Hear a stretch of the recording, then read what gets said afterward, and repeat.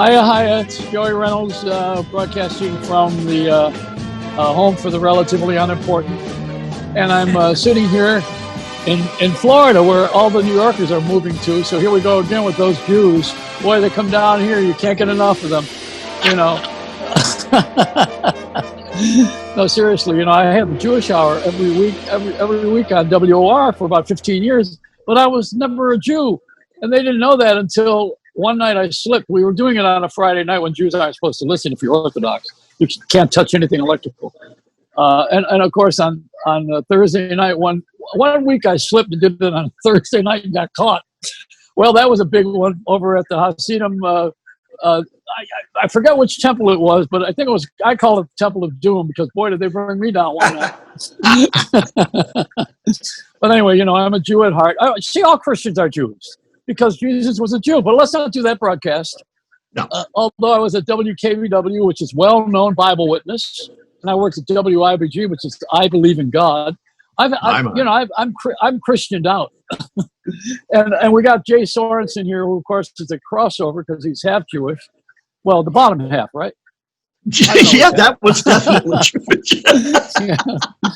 I want to bring this to a close here. You know, I was watching two Jews in Heat from Netflix. The CEOs, they're co-chairmen, and they're both Jewish. So I sent a note to my friend who has a television station. I said, you know, these guys were great. They did. Netflix is wonderful. They were wonderful on the Sunday morning show on CBS, and one of them wrote a book, and they seem like really great guys. And they said the secret to all of this is to have charm and a big checkbook. And I vote for that. So I wrote this off to my friend who's having problems with this TV station. Jay, you know that, right? Yeah. And he sent me back. He says, well, you're never going to get in there because they haven't let a Sicilian in there since, who was it? It's a Wonderful Life, Frank Capra. I said, no, that's not true. They had Scorsese's in there too, you know. Okay. But anyway, Hollywood's very Jewish, but it always was. I mean, you know, come on. So what? It's all right. It's all right. And you know, now it's very black and Jewish. I mean, it's always going to be something that there's going to be a drama. I create this whole scenario because people are a little too sensitive about everything. You can't say anything anymore.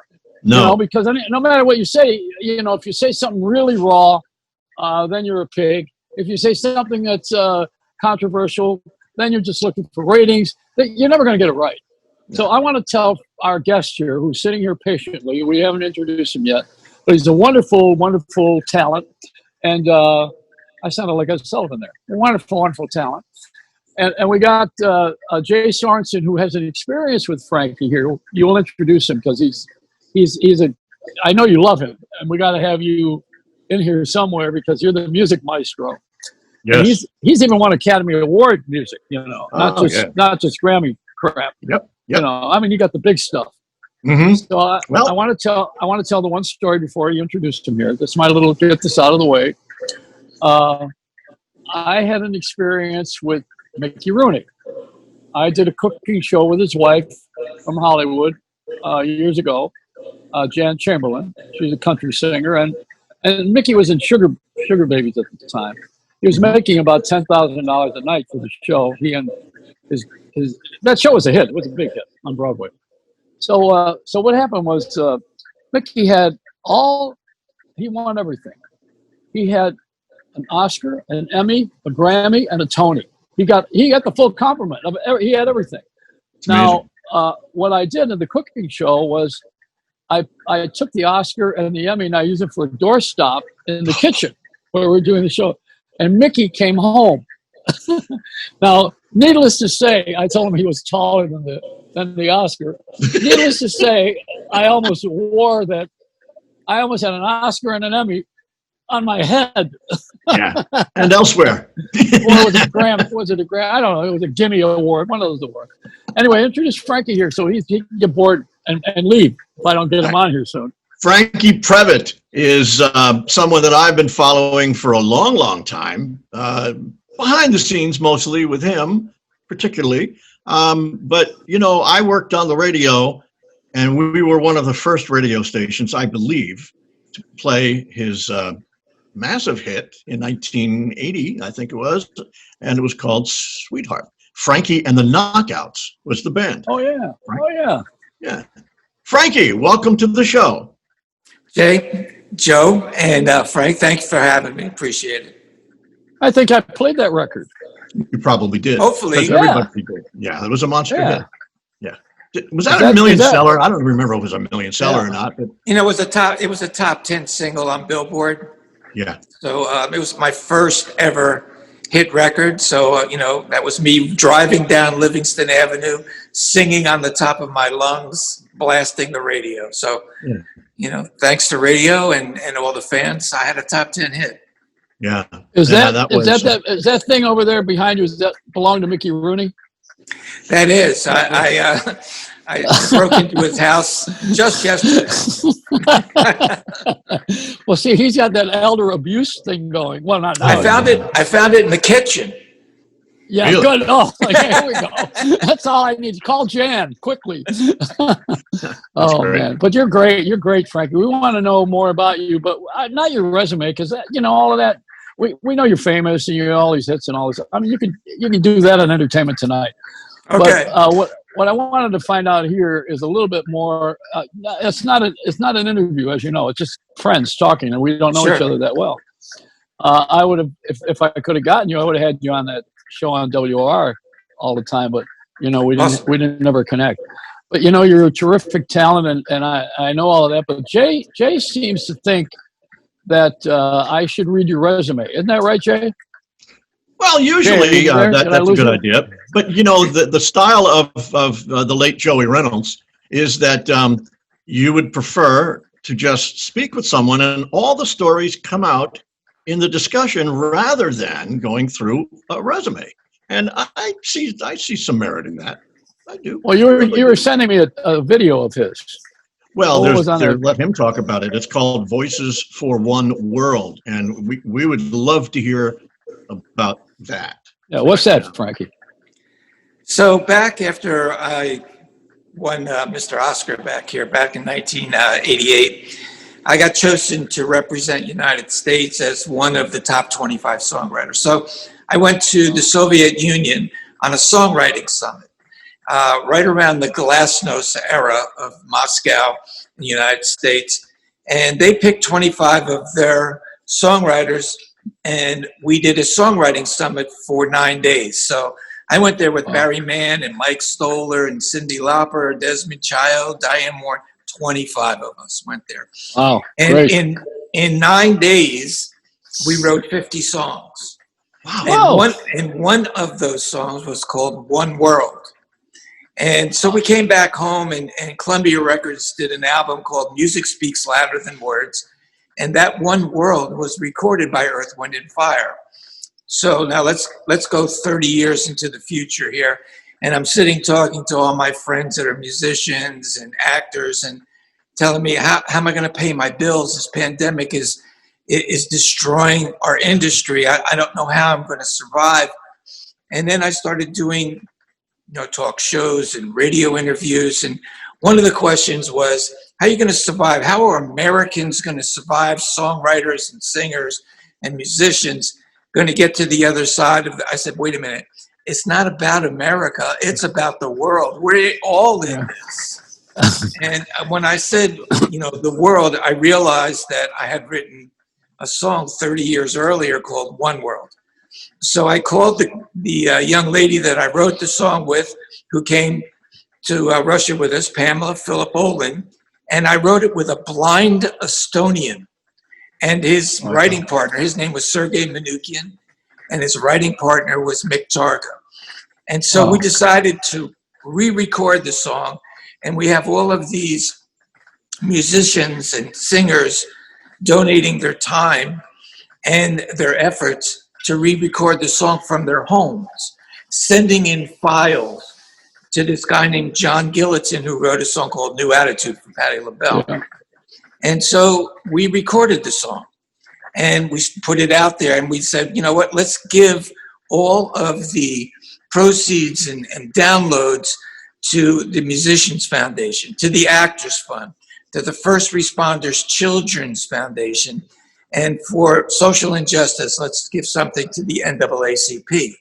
So we did so. Last week we were number 27 with a bullet on Billboard.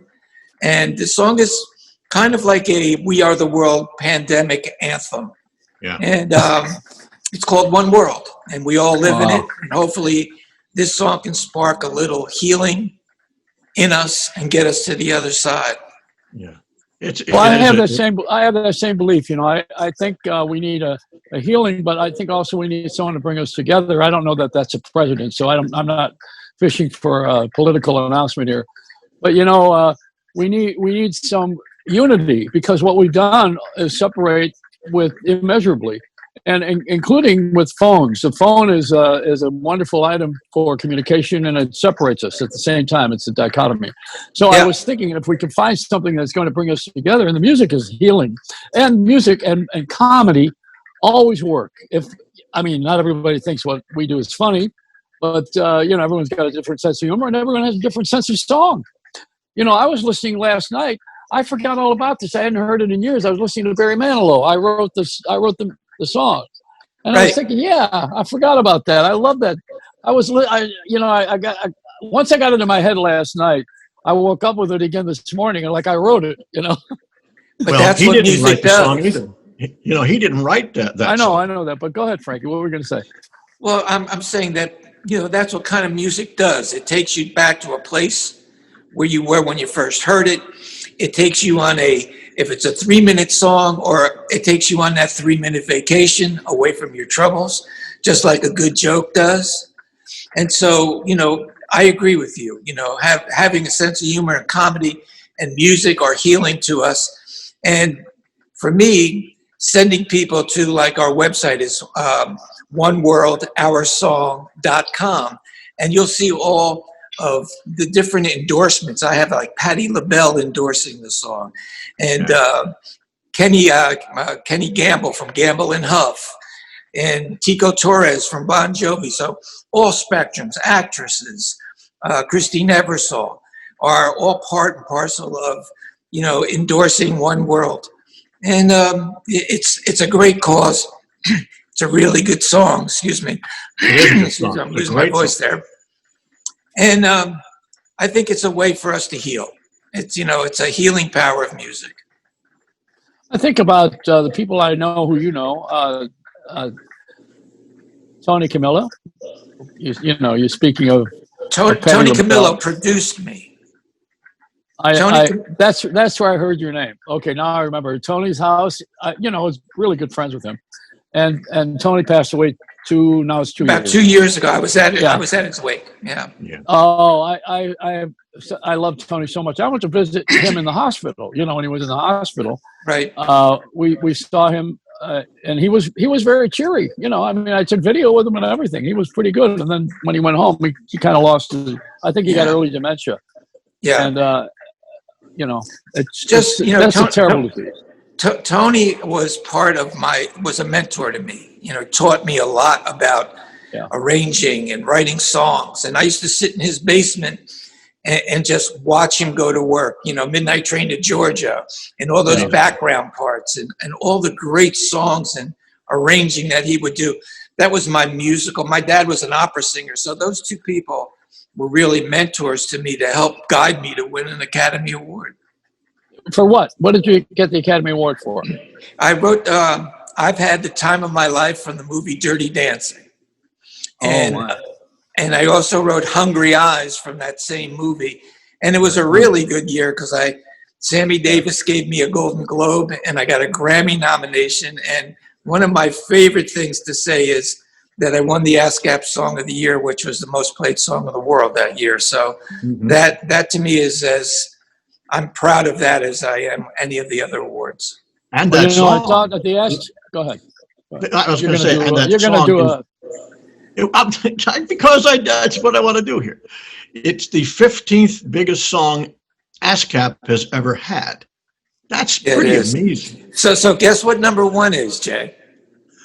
I think I'm going to go with the Righteous Brothers. You've Lost That Love and Feeling. Believe it or not, it's Happy Birthday. Oh, okay. Yeah. All right. Would that be is that Irving Berlin? one of my favorite songs, number 5, is "My Girl" by the Temptations. Yeah, that's we lost one of them. We lost one the other day. Yeah, we lost another Temptation. You know, I was thinking that of all those moments, I went to an ASCAP retrospective for Bobby Darin because they never awarded him, and Harriet Wasser had made the presentation. She was Bob Cruz's pseudo manager, you know. I mean, she ran all of his affairs, and she managed Bobby Darin, and Bobby never got an award. He died young, and his son presented him. Oh, they presented him with the posthumous award. I think it was for. Was it the "I Am a Carpenter"? I think I even forgot what song. He'd written a lot of good songs, but Bobby Darin did. Well, if that sharp bite has no teeth, dear. Yeah. You know, Mac the Knife. Who wrote Beyond the Sea? Was that? Oh, I think that could be Bobby Darin as well. Could be what Bobby a great Darin. Song. Yeah. Splish Splash was his. Oh, really? Yeah. That's interesting. Yeah. I don't know. I just had to think about the music again. I try to get it out of my head because you guys killed radio. You know. I think not. And Jay the jock over here, you know, he's got jock itch. He still wants to get on the air. He wants to sit there and spin and chin. And you still want to play records, don't you, Jay? But in a way that nobody else can. There you go. With a needle? yeah, in my arm. After this. That's not new. So you have a desire to be on the air and play music again, right? Possibly. It's one of the things that I can do. You know that. Yeah, well, tell Frankie here. He may be able to set you up. Well, you know, it's funny because when I was spinning, we were actually still playing records when "Sweetheart" came out, the big breakthrough hit back in '81. Yeah, and you know, there's something that I can't put into words. It's magical when you're putting something on a platter and back cueing it and setting it up and getting it right, and then the timing is just right. You have to back cue it a half a spin, and then you start it, and it's there a second later. And it's an art that is long gone now. But there was something magical about playing a record on the radio rather than some digital thing in a hard drive. You know, it was different. I can remember when "Sweetheart" came out, that the promotional copy of that song was a red record because they sent it out on Valentine's Day.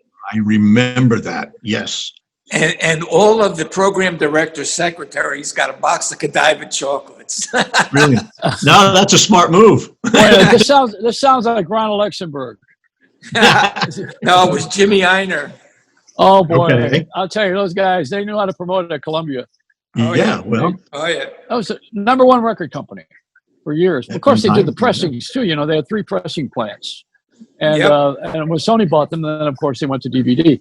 But they had a lot of activity at Columbia in that Black Rock office because they had Epic Records, and they also had I remember earlier days they had the Columbia Record Club where you signed up and you get an album every month if you gave them money. That's I think that someone else is doing that now. It's called Amazon and it's called Netflix. Frankie, how do you feel about Netflix winning 3 Academy Awards? That would be like my winning the broadcast award from the Farmer's Almanac. Listen, we live in a different world today. Amen. So what we thought and think and believe is normal, everybody's already on the other side of that doing their own thing. So we have to adapt to that to be able to stay relevant. And so, the social media and all of the ways that people get themselves to go viral, you never think of the crazy things that all of a sudden have 2 million views. And you're like scratching your head going, what the hell is that? I know. Somebody's falling off a swing. Yeah, I know. It's just crazy. But you're talking about TikTok. TikTok and other places. Is a short form of America's bloopers. It's aggravation in a minute. You know, where a guy sticks his finger in a jar of mustard and comes out with mayonnaise, and everybody says he got 3 million views. Oh yeah, well, wonderful! What a miracle worker. Okay. So then, how do musicians stay relevant if you can't be out singing someplace and can't get your message across? Yeah, that's a good question, Jay. You know, relevant today in this pandemic is keeping yourself branded, because we do have this tool called the internet. And so now people do their little podcasts. And I date a young lady, Lisa Sherman, who was a former rockhead and a Broadway performer. And so she has a couple of friends come over, and they'll just, you know, be in my music room and record themselves singing a song and post it and keep themselves, you know, here's a free podcast. Here's what I'm into today. And so when this all passes eventually, and we have a vaccine, that they, you know, we can stay relevant in the public eye, that we are still doing this, we are still here, and we still want to perform for you. We still want to entertain you. And that's how we do it. Yeah. We talk about the career of Tony Camilla, and he was a white guy at Motown, white producer at Motown. And he also did Eric Carmen. I Can't Live Without You. He had a lot of hits, about 100 hits. Now, you know, the thing about Frankie, I'm talking to you now. The thing about Tony is that he was also progressive, because not only did he have a leg in the past with all of those wonderful hits and the music that shaped us in Philly and in Detroit, essentially, because there was no New Jersey sound, although there was a Jersey Shore and the Jersey bands. But there was nothing called the Jersey sound. But, you know, Bruce Springsteen is not the Jersey sound, but he's a bar band. Anyway, the fact of the matter is that Tony Camilla had begun with internet broadcasting. And he had done that, if you recall, from a steakhouse in New York every Saturday night. Did you remember that? I don't know if you ever did that show. You know what? I didn't know that. Thank you for telling me that, because I didn't know that about Tony. You know, I was in a heavy metal band, and I came home, and I was met this girl that I had dated in college, and she said, I married Art Cass from Buddha Records, and let me introduce you to my husband. And so she did, and he introduced me, Art Cass, to Tony Camillo. And he says, if Tony likes you, I'll sign you. So I went to Tony's basement and I started chirping, you know. Oh. And the next thing I know, I was an R&B artist. I went from heavy metal to R&B, so I had these shrapnel wounds, you know, and I was had to go and take voice lessons. And then I became an R&B singer. And the two sounds, the R&B sound and the heavier sound, created Frankie and the Knockouts. Well, rock and roll full band. Led to that was Kenny Gamble, and that came from Johnny Madera, who produced At the Hop and You Don't Own Me, et cetera, you know. But he was a guy who had Hall & Oates, did them at first, but he was a guy that collaborated with Gamble, and Gamble and Huff got together, and that formed that R&B stuff that you're talking about. Yeah, well, Kenny Gamble became a good friend of mine. And recently he's one of our endorsers. If you go onto the website for One World, you'll see like this celebrity circle. Hi, I'm Kenny Gamble, and I want you to go listen to this song, One World, because, you know, he can help people and get them to the other, you know, he does this whole shtick. And because of him, I got Patti LaBelle to do it. And what's her name? Evelyn Champagne King. Mm-hmm. And all of these people started coming on board because of Kenny. Kenny's a great guy. Well, there was also a little guy that sang, "Hey there, lonely girl." Remember Eddie Holman? Oh, yeah. All these, you know, these music things are, they. I know that Jay the Jock here is going to be like Casey Kasem when we get through with you here. But, you know, the deal that we have in life is to journal our experiences, and there's nothing better than a memory of when you were getting laid. Yeah. True that. We're going there now, right? No, just when I see the Walmart drive-in, I'm thinking, they're in the wrong seat. They're in the front. I was in the back. I didn't care if they were showing the blob. Right. But you know what is a big thing now is that because of the pandemic, they have these drive-in movie pop-ups all over America. In fact, I'm doing one Saturday, a Zoom with this one in Long Island, and they'll have 500 cars and a big screen, and then they'll go, and they're doing Dirty Dancing. They're doing a Dirty Dancing night all over the country. And I'm doing these Zooms, and they're allowing me to play my video of One World. And then I talk Dirty Dancing with the audience, and they ask me questions. So that whole drive-in thing's happening again. They're called pop-ups. Well, Jay didn't really make it in the talk area because he was so music-oriented. He thought that Dirty Dancing was John Cameron Swayze. You had the wrong guy. Well, I heard they're going to do a sequel called Dirty Diapers. I can relate. Oh, hey, listen. There's a conspiracy going on now. The New Yorkers are coming back down here for the season, but they're also coming here because of the no tax thing and the weather. And New York is tough right now. I mean, you can't go anywhere right now. But I was wondering why I didn't. I don't know why I didn't put my money in Clorox. Or why? Who the hell knew? What was I thinking? Right. That's it. I don't know. 2020 has been really a strange time.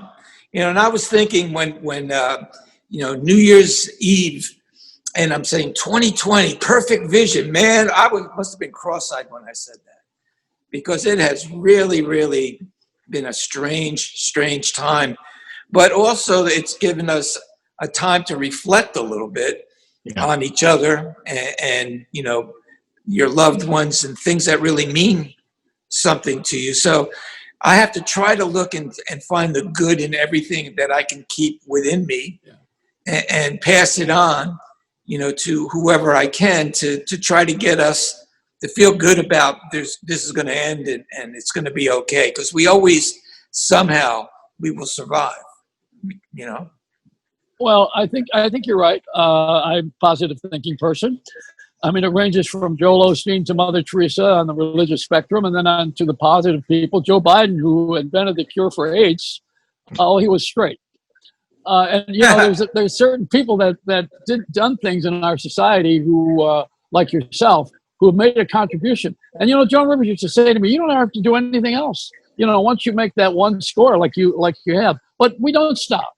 That's what I'm getting at with you. No, you can't.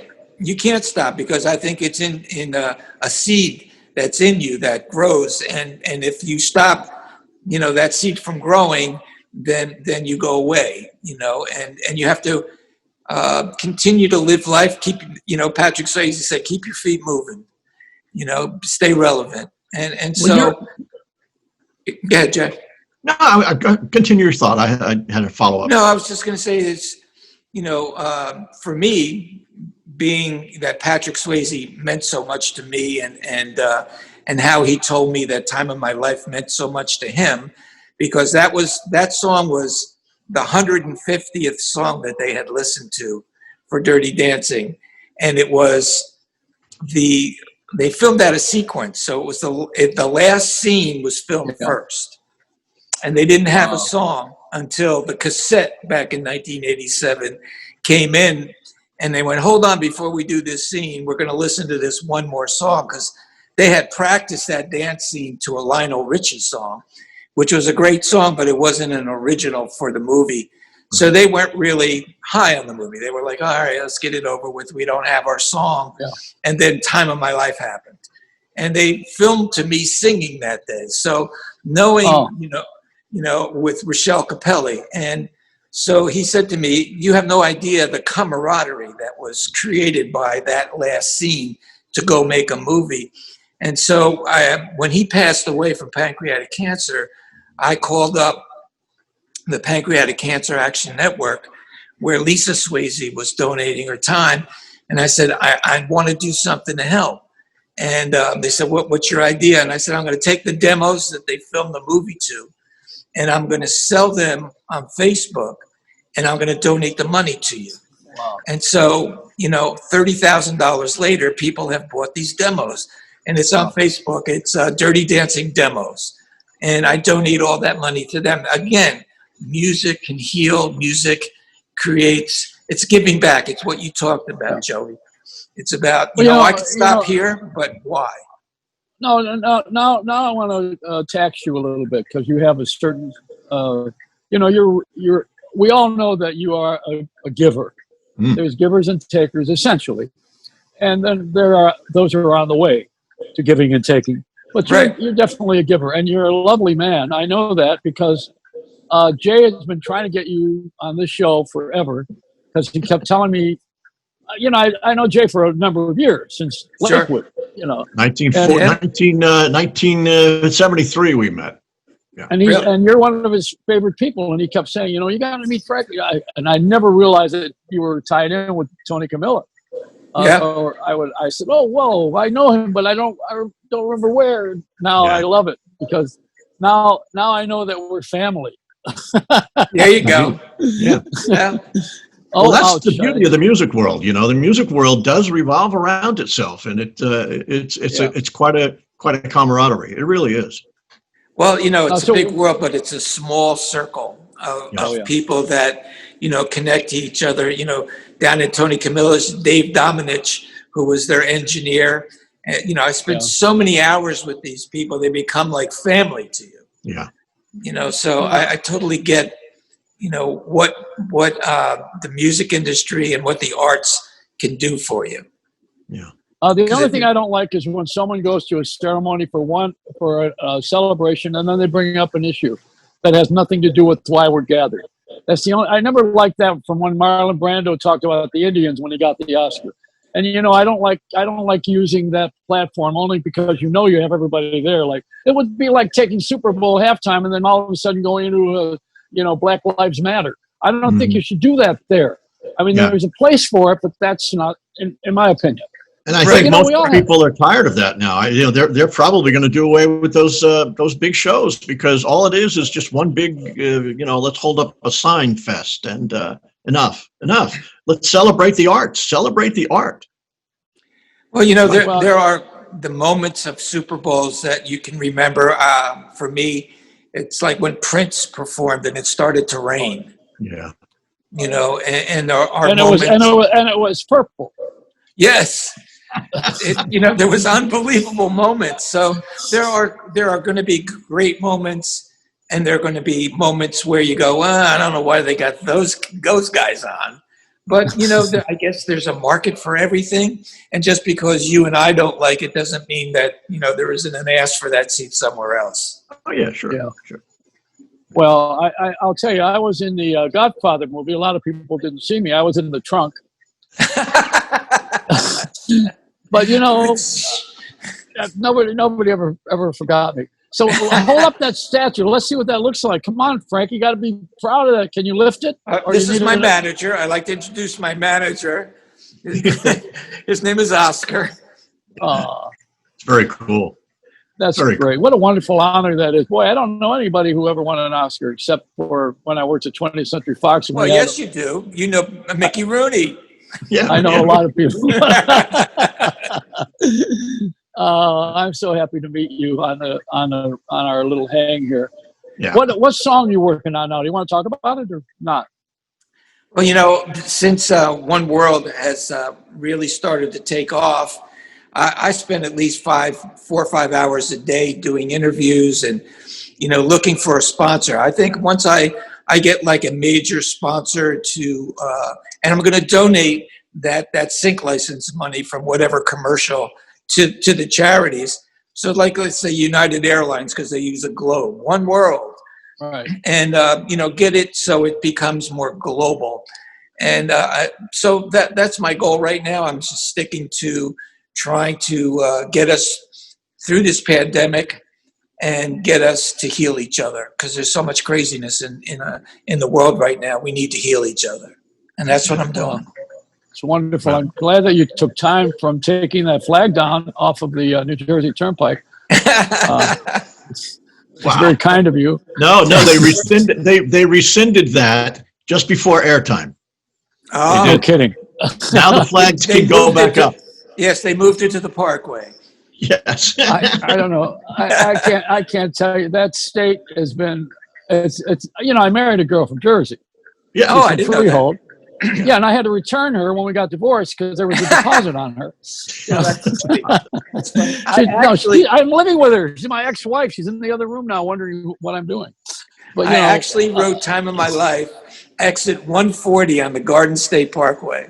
Yeah. Oh, wow. I put the cassette in the dashboard, and I'm listening to the music that John D. Nicola sent me because I had already written "Hungry Eyes" for Frankie the Knockout record. That didn't happen, and I'm listening to the music going, "Time of my life," scribbling "Time of My Life" on an envelope. Exit 140 in Union, New Jersey is where I wrote that song.